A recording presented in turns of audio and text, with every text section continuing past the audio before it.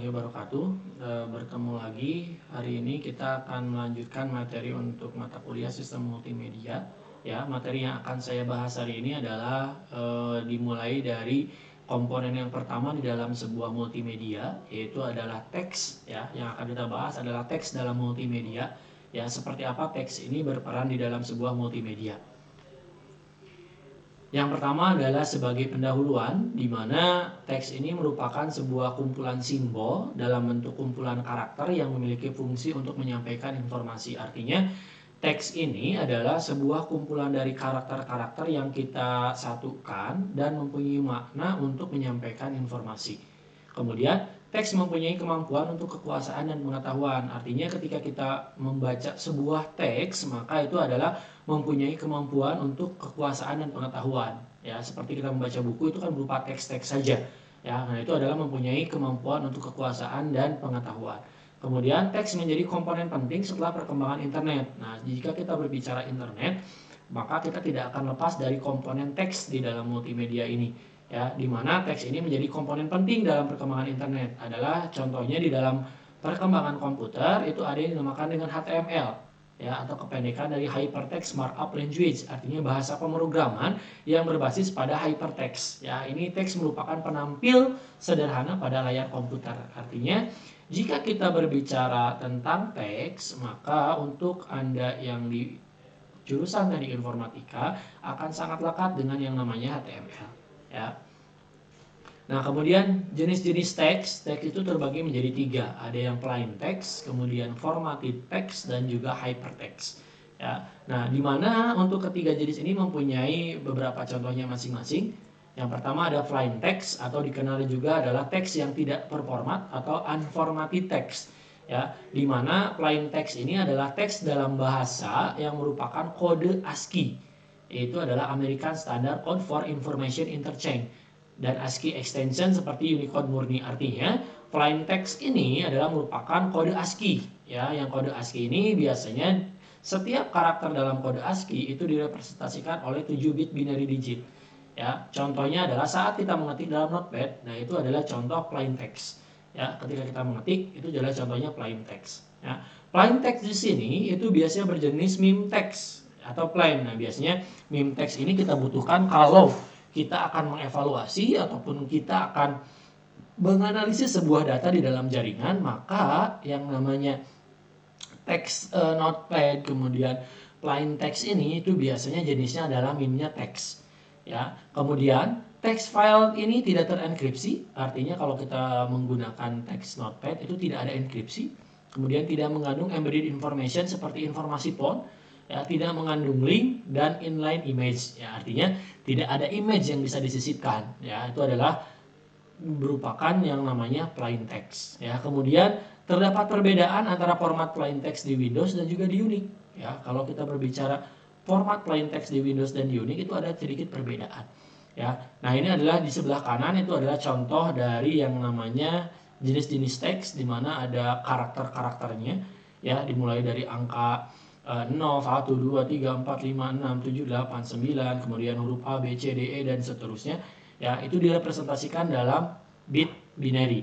Nah, binary ini contohnya untuk huruf M. Maka huruf M ini, nah ini adalah huruf M ya. Huruf M ini itu kita membacanya adalah dari bit positionnya dulu dari atas, yaitu adalah 1, 0, 0. Kemudian di sebelah kirinya adalah 1, 1, 0, 1. Ya, sedangkan untuk huruf N-nya itu adalah 100, yaitu adalah 1110. Itu adalah jenis pembacaan kode ASCII untuk yang namanya huruf karakter M ataupun N. Ya. Nah, tadi ada perbedaan antara format di plain text di Windows dan Unix. Itu perbedaannya adalah untuk di Windows itu sendiri, yaitu akhir baris, ya, itu ditandai dengan carriage return plus line feed. Artinya diakhiri dengan enter dan juga line baru. Ya, sedangkan untuk di Unix biasanya hanya ditandai dengan line feed saja. Itu adalah untuk perbedaan plain text di format antara format plain text di Windows dan juga di Unix.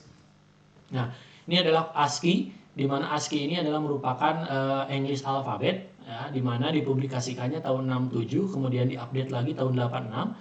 Ya, terdiri dari 95, 32 space, Ya, 33 sampai 126 itu karakter yang printable. Kemudian 32 lainnya 0 sampai 31 adalah karakter non printable.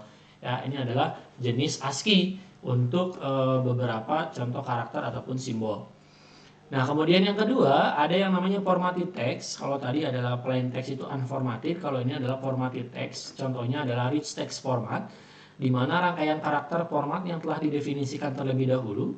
Kemudian contoh rich text ini adalah bagaimana kita mengetik di WordPad, kemudian kita simpan, biasanya dotnya adalah .rtf. Nah, ketika kita ada pada WordPad plain text telah diformat dengan menggunakan aturan tertentu sehingga dapat dilakukan bold, italics, underline, diberi warna, diganti huruf, dan lain-lain. Nah, ini adalah salah satu contoh formatted text, artinya kita bisa format jenis-jenis hurufnya. Ya, kemudian kita bisa tentukan warna hurufnya, diganti hurufnya. Nah, itu adalah contoh formatted text, artinya terformat, bisa kita format. Ya, nah, contohnya ini adalah the quick brown fox jam. Nah, ini ada yang underline, kemudian ada yang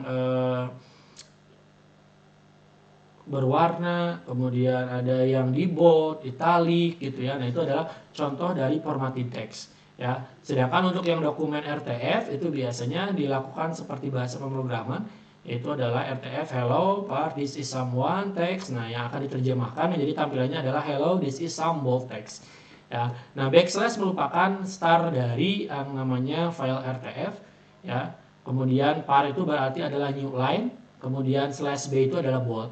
Ya, sama seperti kita kalau di HTML itu ada yang namanya kurung B, kemudian slash B itu ada untuk bold gitu ya, kemudian I slash I itu untuk italic dan seterusnya. Itu adalah jenisnya namanya formatted text.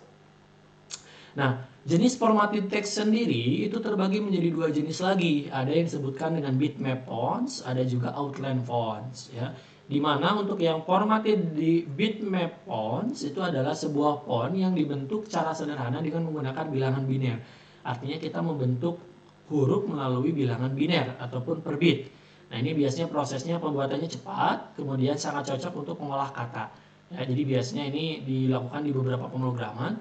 Ya, kemudian jika di font diperbesar, maka font yang dihasilkan akan rusak, sudah jelas. Karena ini terdiri dari binary bit, biasanya kalau kita perbesar maka dia akan menjadi pecah.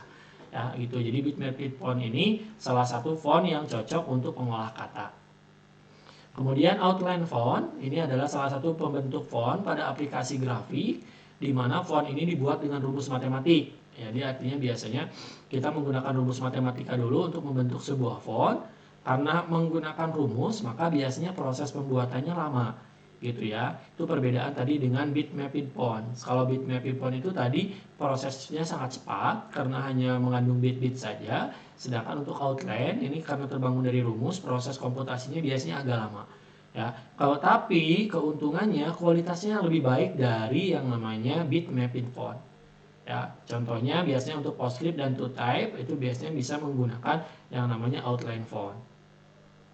Kemudian hypertext. Nah, kalau hypertext ini saya hanya mengulas sedikit saja karena Anda sudah pasti sangat sering berkenalan dengan namanya hypertext yang diperkenalkan oleh Ted Nelson tahun 65. Kemudian teks ini memiliki fasilitas linking, artinya bisa melingkan.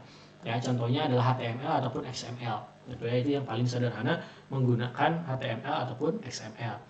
Nah, hypertext sendiri ataupun HTML sendiri itu adalah salah satu bahasa standar yang digunakan untuk menampilkan dokumen web. Jadi kalau kita berbicara web, terutama untuk terkait dokumennya itu biasanya berkaitan dengan HTML. Ya, HTML sendiri berfungsi juga untuk mengontrol tampilan dari halaman web dan juga kontennya. Ya, kemudian mempublikasikan dokumen secara online sehingga dapat diakses oleh seluruh dunia. Ya, jadi HTML ini adalah mempublikasikan dokumen kita secara online yang dapat diakses oleh seluruh orang ya ataupun seluruh pengguna yang ada di dunia. Kemudian membuat online form itu juga berbasis pada HTML ya yang dapat digunakan untuk pendaftaran dan juga transaksi. Kemudian menambahkan objek seperti image, audio, video dan Java applet. Ya, kalau tadi kita berbicara dari yang namanya plain text, kemudian formatted text itu tidak berbicara menambahkan objek, tapi kalau sudah di HTML atau hypertext itu kita bisa menambahkan objek-objek, yaitu adalah seperti image, audio, video, kemudian Java applet dalam sebuah dokumen HTML.